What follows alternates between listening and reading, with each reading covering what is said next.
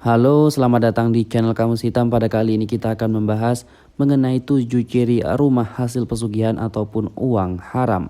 Tapi sebelum mulai di videonya, jangan lupa dukung kami dengan cara like dan juga subscribe agar channel ini semakin berkembang, dan juga jangan lupa tekan tombol loncengnya agar tidak ketinggalan update video dari kita. Selain itu juga jangan di skip dulu videonya, karena di akhir video nanti ada informasi yang sangatlah penting dan juga mengagetkan kalian semua.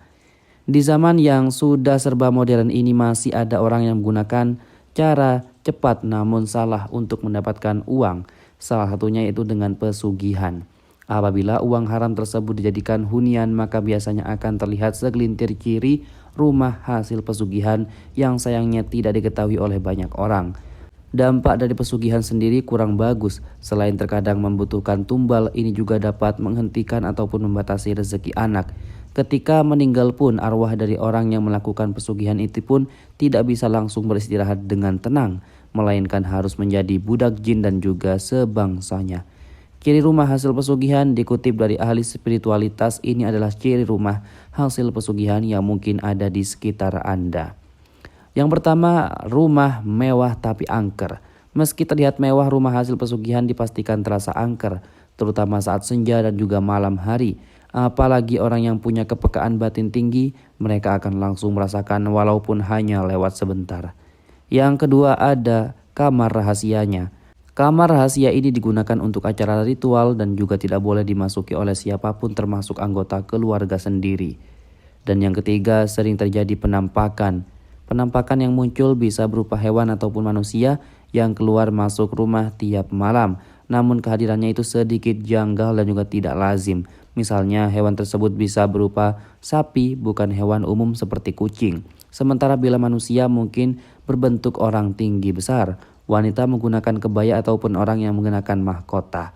Kemudian yang keempat, ada patung simbol pesugihan.